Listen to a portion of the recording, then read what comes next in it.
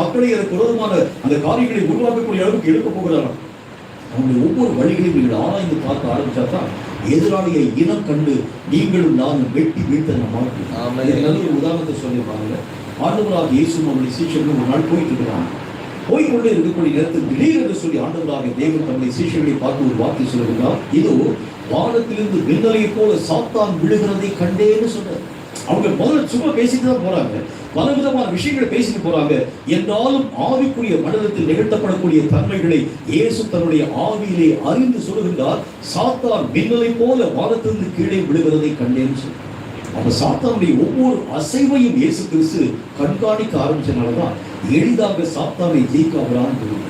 அப்ப நீங்களும் நாம என்ன செய்ய வேண்டும்? வரக்கூடிய விசுவாச மாற்றத்தார்களை விசுவாசங்களை எப்படி உருவாக்கணும்? சாத்தானுடைய தந்திரங்களை அறிந்து அவனை இயேசுவின் நாமத்தினால் இனம் கண்டு தோற்கடிக்கக்கூடிய அளவுக்கான காரியங்களை உருவாக்க வேண்டியது.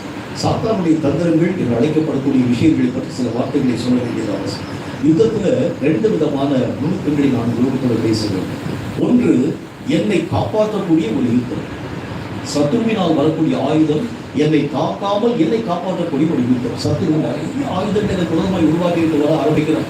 அவன் கொடுக்கக்கூடிய ஆயுதங்களிலே ஒன்றும் என்னை பட்டு என்னுடைய நம்பிக்கை, என்னுடைய விசுவாசத்தை, என்னுடைய ஆவிக்குரிய பலத்தை இழக்கக்கூடிய காரியங்களை உருவாக்காத அளவிற்காக என்னை காப்பாற்றக்கூடிய ஒரு யுத்தம்.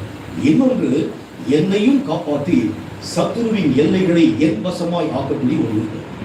2 யுத்தம் இருக்கு. ஒண்ணு, சாத்தான் என் மேல அடிக்காம நான் காப்பாத்திக்கிறேன்னா, இன்னொன்னு என்னையும் காப்பாற்றி சாத்தானின் எல்லைகளை என் வசமாய் மாறப்படக்கூடிய ஒரு யுத்தம். இந்த 2வது வகையான யுத்தம் தான் இந்த கடைசி காலத்தில் உங்களுக்கு நடந்திருக்கிறது. நீங்கள் சாத்தானுடைய எல்லைகளை உங்கள் வசமாய் மாறப்படக்கூடிய அளவிற்காக, அவனுடைய எல்லைகளை முறிய பண்ணக்கூடிய அளவிற்கான காரியங்களை உருவாக்க வேண்டும் என்றால் சாத்தானின் ஒவ்வொரு நுணுக்கங்களை நீங்களும் நானும் தெளிவான விதத்தில் கற்றுக்கொள்ள முடியும்.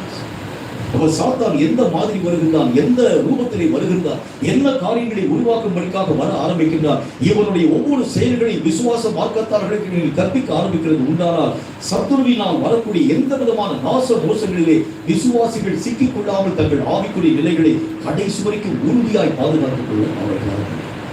அப்ப 2 காரியத்தை பார்த்தோம். ஒன்று, நம்முடைய ஆவிக்குரிய வாழ்க்கையினுடைய நிலை.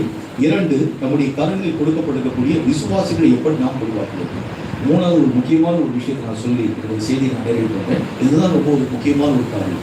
இனி வரக்கூடிய காலங்கள் எப்படிப்பட்டது அப்படின்னா, கர்த்தராகிய தேவன் நம்முடைய காலங்களுக்கு பிறகு இனி வாலிபர்களுக்கும் இளைஞர்களுக்கும் சிறு குழந்தைகளுக்கும் உரிய காலமாக ஒரு காலத்திற்கு இந்த காலங்களில் இவர்களை கொண்டு பெரிய காரியங்களை கர்த்தராகிய தேவன் உருவாக்கி தரப்பட்டிருக்கிறார். யாரை கொண்டு?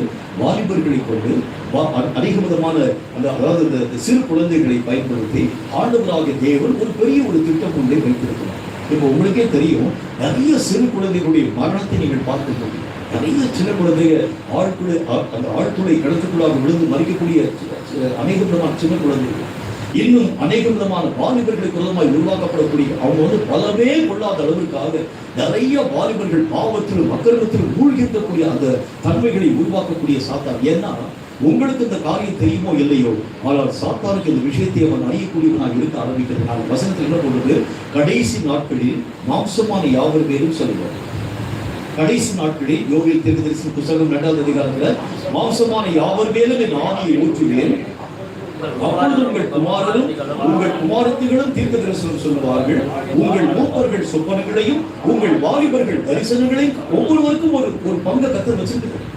உங்கள் மூப்பர்கள் சொப்பனங்களை பார்ப்பாங்க, உங்கள் வாலிபர்கள் தரிசனங்களை பார்ப்பாங்க, உங்கள் குமாரர்கள் குமாரத்திகள் அழைக்கப்படக்கூடிய சிறு குழந்தைகள் ஆண்டவருடைய நாமத்தினால் தீர்க்கதரிசிகளாக கடந்து வர போறாங்க. சின்ன பிள்ளைகளுக்கு ஒரு அபிஷேகத்தை வச்சிருக்கிறார், வாலிபர்களுக்கு ஒரு அபிஷேகத்தை வச்சிருக்கிறார். இனி வரக்கூடிய காலங்களிலே முதிர் வயதாக காணப்படக்கூடிய மக்களுக்கு ஒரு அபிஷேகத்தை வச்சிருக்கிறார்.